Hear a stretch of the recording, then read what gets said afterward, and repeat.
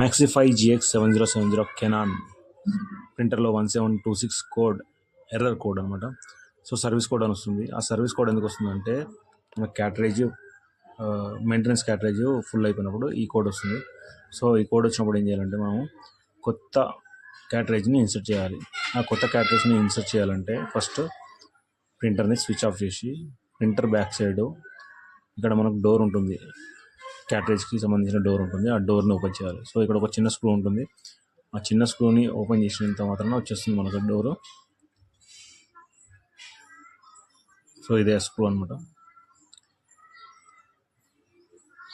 So దీనిలో నుంచి పాత క్యాటరేజ్ తీసేసి ఈ విధంగా మెల్లిగా పాత క్యాటరేజ్ని తీసేసి కొత్త క్యాటరేజ్ని ఇన్సర్ట్ చేసేయాలి. సో ఇది ఒరిజినల్ క్యాటరేజ్, దీన్ని నేను ఇప్పుడు ఇన్సర్ట్ చేస్తున్నాను చూడండి. సో ఈ క్యాటరేజ్ పైన కూడా మనకు కొన్ని ఇన్స్ట్రక్షన్స్ ఉంటాయి. అంటే ఇలా ఫ్రంట్ ఏది బ్యాక్ ఏది అనేది ఇన్స్ట్రక్షన్స్ ఉంటాయి. ఆ ఇన్స్ట్రక్షన్స్ చదివి మనము దాన్ని ఇన్సర్ట్ చేసుకోవచ్చు. సో ఇది మన బ్యాక్ సైడ్ ఉండాలి. ఇది ముందుకు ఫ్రంట్ సైడ్ ఇప్పుడు నేను పెడుతున్నాను కూడా ఆ విధంగా ఇన్సర్ట్ చేయాలి.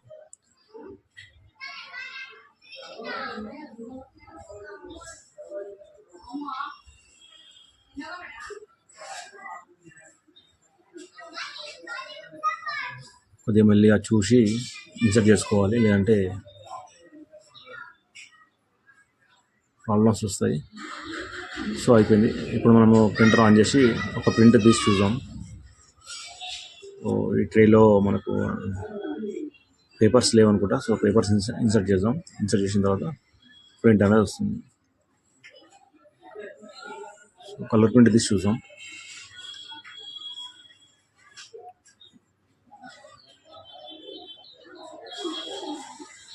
ఇది పేపర్స్ ట్రే.